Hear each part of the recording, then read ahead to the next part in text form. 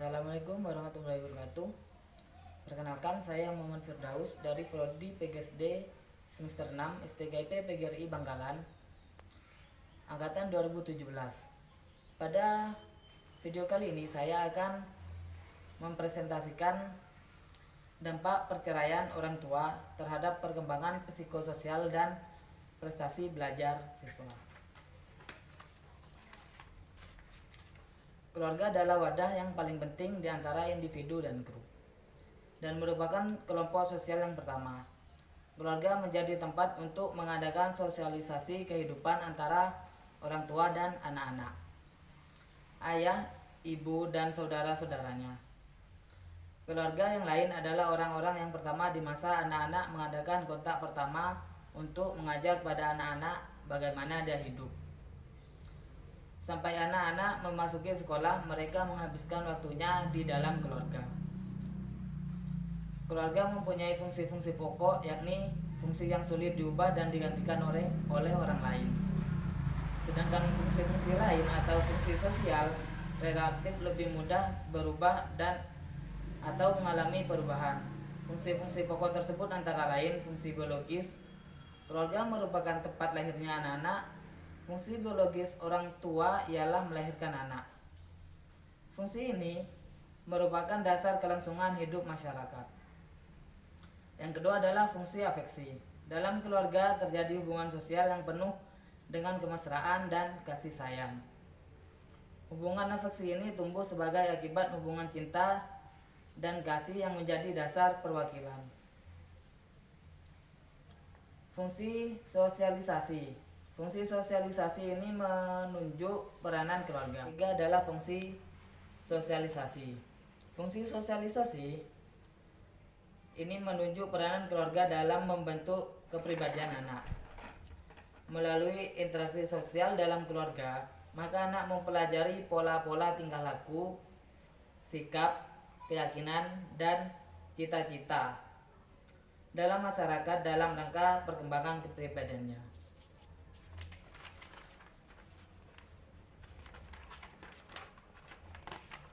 Keluarga merupakan tempat pertama dan utama bagi anak. Selain itu, keluarga juga merupakan fondasi primer bagi perkembangan anak. Karena keluarga merupakan tempat anak untuk menghabiskan sebagian besar waktu dalam kehidupannya. Keluarga pada awalnya terbentuk karena adanya perkawinan. Perkawinan merupakan proses di mana manusia dari berbagai perbedaan dan rumah tangga dalam sebuah hubungan tidak jarang menimbulkan harapan-harapan yang tidak realistis baik dari pihak suami atau istri.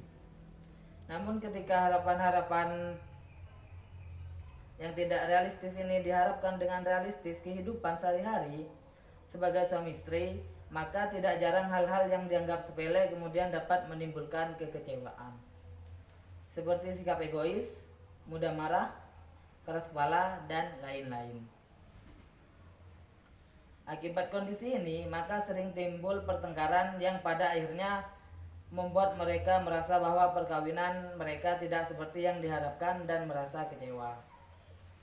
Untuk mengatasi rasa kecewa, suami istri harus mengadakan negosiasi. Jika negosiasi berhasil, maka hubungan suami istri akan membaik. Sebaliknya, jika suami istri tidak menegosiasikan, maka tidak menutup kemungkinan perkawinan tersebut mengalami kehancuran atau perceraian. Perceraian dalam keluarga itu biasanya berawal dari suatu konflik antar anggota keluarga. Jika dirinci secara sistematis, sebab-sebab perceraian dalam keluarga ada dua faktor besar, yakni faktor internal dan faktor eksternal. Faktor internal antara lain beban psikologis ayah atau ibu yang berat, seperti tekanan di tempat kerja, kesulitan keuangan keluarga. Tafsiran dalam perlakuan tersebut, perilaku marah-marah dan sebagainya. Kecurigaan suami atau istri bahwa salah satu di antara mereka diduga berselingkuh, dan lain-lain. Sikap egoistis dan kurang demokratis dalam satu orang tua.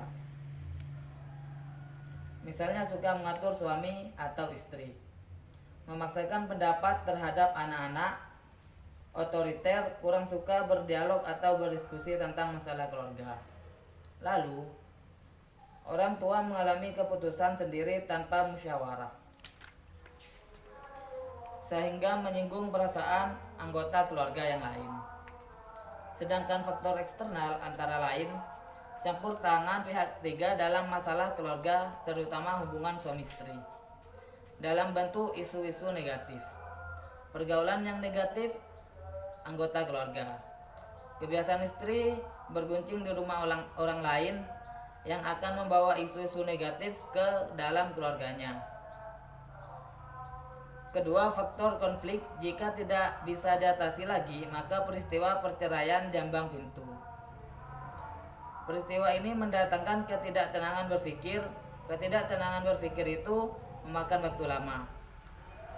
Kemelut ini biasanya masing-masing pihak mencari jalan keluar mengatasi berbagai rintangan dan berusaha menyesuaikan diri dengan hidup yang baru. Peristiwa perceraian senantiasa membawa pengaruh. Kasus ini menimbulkan stres, tekanan, dan menimbulkan perubahan fisik dan mental. Keadaan ini dialami oleh semua anggota keluarga, ayah, ibu, dan anak. Kasus perceraian sering dianggap suatu peristiwa tersendiri dan menegangkan dalam kehidupan keluarga. Akan tetapi, peristiwa ini sudah menjadi bagian dalam kehidupan masyarakat. Anak merupakan korban yang paling terluka ketika orang tua memutuskan untuk bercerai. Anak dapat merasa ketakutan karena kehilangan sosok ayah atau ibu mereka. Takut kehilangan kasih sayang orang tua yang kini tidak tinggal serumah. Mereka mungkin merasa bersalah dan menganggap diri mereka sebagai penyebabnya. Prestasi di sekolah akan menurun dan mereka akan lebih sering untuk menyendiri. Perceraian orang tua mempengaruhi prestasi belajar anak, baik dalam bidang studi agama maupun bidang studi yang lain. Salah satu fungsi dan tanggung jawab orang tua yang mendasar terhadap anak adalah memperhatikan pendidikannya dengan serius. Memperhatikan pendidikan anak bukan hanya sebatas memenuhi perlengkapan belajar atau biaya anak dalam sekolah yang dibutuhkan, melainkan yang terpenting adalah memberikan bimbingan dan pengarahan serta motivasi kepada anak agar anak berprestasi dalam belajar. Oleh karena itu, kedua orang tua bertanggung jawab dalam memperhatikan pendidikan anaknya, baik kebutuhan sekolah atau belajar maupun dalam kegiatan belajar anak. Jika orang tua bercerai, maka perhatian terhadap pendidikan akan terabaikan. Penelitian terhadap 60 keluarga yang mengalami kasus perceraian di California oleh Wellerstein dan Kelly dalam Dagun 1990 p25. Hasil penelitian menemukan bahwa anak usia belum sekolah akan mengalami kesulitan dalam menyesuaikan diri dalam menghadapi situasi baru. Sementara anak usia remaja dilaporkan mengalami trauma yang sangat mendalam. Akibat lain yang ditimbulkan oleh perceraian adalah kurangnya perhatian dari orang tua kepada anak. Yang pada perceraian adalah kurangnya perhatian, yang pada akhirnya anak akan menjadi terlantar. Kurang gizi, terjadinya tindak kekerasan terhadap anak, adanya ketidakadilan terhadap anak, terjadi pengeksploitasian anak, di mana orang tua menghendaki anaknya untuk mencari nafkah, dan perlakuan salah lainnya. Kementerian Agama Republik Indonesia menyebutkan bahwa tingkat perceraian di 2012 sebanyak 372.577 kejadian dan menikah 2.200.091 kejadian. Dan pada tahun 2013 kejadian cerai sebanyak 300.024.265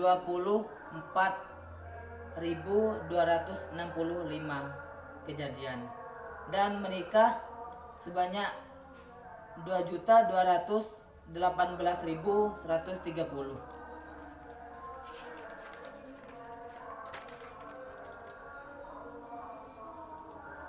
Rumah Perempuan Kupang, sebuah lembaga sosial kemasyarakatan yang menangani persoalan perempuan dan anak di Provinsi Nusa Tenggara Timur, telah menangani 457 kasus kekerasan yang terjadi sepanjang tahun 2014 dengan perincian 103 kasus atau sebanyak 23% diantaranya adalah kekerasan dalam rumah tangga atau yang disebut juga dengan KDRT, antara suami terhadap istri, istri terhadap suami, dan orang tua terhadap anak.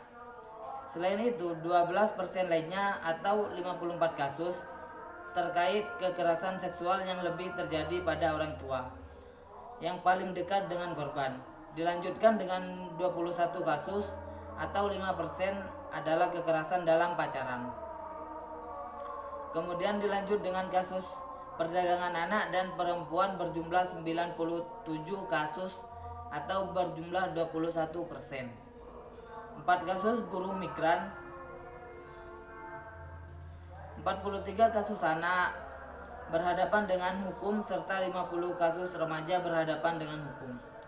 Sedangkan untuk kasus anak membutuhkan perlindungan khusus terdapat 50 kasus, serta 35 kasus lebihnya yaitu kasus kekerasan lainnya seperti penganiayaan, perampasan hak anak, pengeroyokan, dan pembunuhan.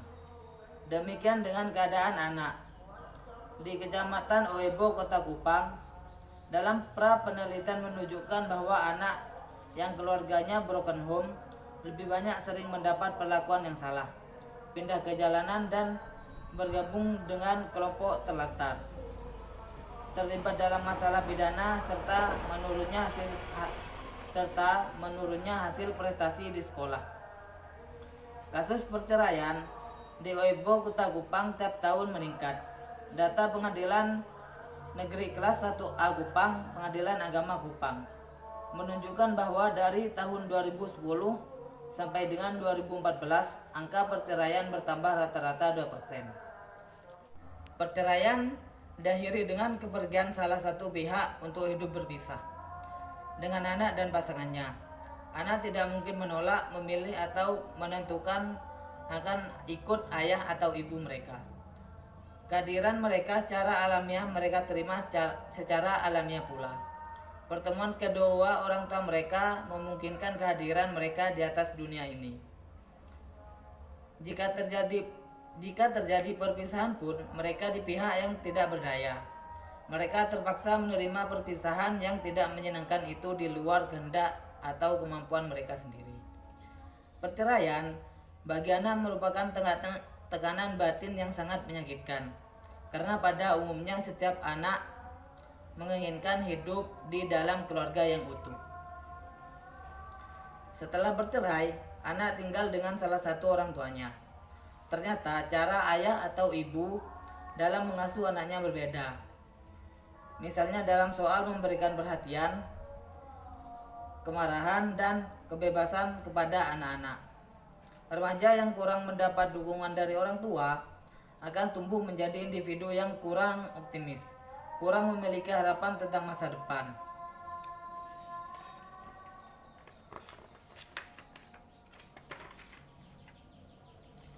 Perhatian masyarakat terhadap anak-anak pada masa-masa terakhir ini nampaknya lebih berfokus pada perilaku anak yang melanggar aturan hukum.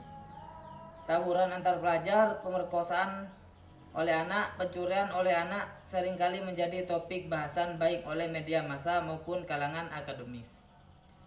Akan tetapi, bahwasanya anak juga sering menjadi korban perilaku orang dewasa, terutama oleh orang tuanya, tetapi tidak banyak diekspos. Peneliti menemukan bahwa rendahnya kasus perilaku anak yang melanggar aturan hukum diketahui publik karena kasus ini seringkali terbungkus oleh kebiasaan yang meletakkan persoalan ini sebagai persoalan intern keluarga. Anak merupakan korban yang paling terluka ketika orang tuanya memutuskan untuk bercerai. Hasil wawancara peneliti dengan anak-anak korban perceraian ketika ditanya tentang keberadaan orang tua mereka, rata-rata dijawab dengan perasaan malu dan sedih. Mereka berkata bahwa orang tua mereka sudah meninggal atau berada di luar kota. Peneliti juga menemukan bahwa relasi anak-anak korban perceraian di sekolah dengan guru-guru juga berbeda-beda, ada yang baik dan ada yang buruk. Keharmonisan keluarga ternyata memang sangat berpengaruh pada prestasi belajar. Motivasi dalam belajar sangat rendah yang dicerminkan dengan tidak pernah memegang buku pelajaran, apalagi membacanya. Sehingga prestasi belajar di sekolah tidak memuaskan. Prestasi belajar anak korban perceraian dapat dikatakan rendah dan di bawah rata-rata, sehingga tidak terlalu menonjol dibanding teman sekelasnya yang lain. Mereka sangat pasif apabila berada di kelas. Apabila ada yang tidak dimengerti oleh mereka, mereka tidak berani untuk bertanya kepada temannya ataupun guru. Mereka lebih banyak diam dan hanya mendengarkan selama pembelajaran berlangsung. Anak-anak dari orang tua yang bercerai sering ketinggalan dalam pembelajaran dibandingkan dengan teman sekelasnya. Kemampuan bersosialisasi mereka juga ikut terpengaruh akibat paparan rasa cemas, stres, dan juga rendahnya rasa percaya diri. Banyak orang berpikir pasangan yang mengalami konflik internal cukup panas sebelum perceraian, sehingga wajar saja bila anak-anaknya sudah mengalami masalah pada masa itu. Anak menjadi senjata yang ampuh untuk meredam konflik antara suami istri.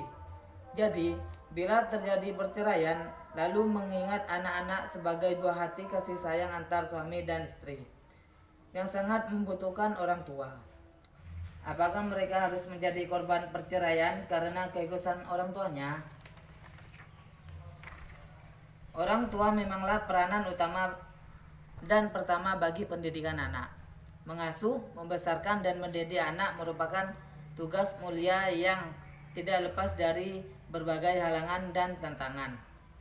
Jadi, meski telah bercerai bukan berarti anak hanya mempunyai satu orang tua dan mencurahkan serta menerima kasih sayang dari satu orang tua saja. Ini menunjukkan bahwa kedua orang tua masih mampu menunjukkan fungsi dan peranannya sebagai pendidik yang bertanggung jawab bagi anaknya. Tetap mengasuh anak bersama-sama dengan menyampingkan perselisihan. Itulah yang ditemukan.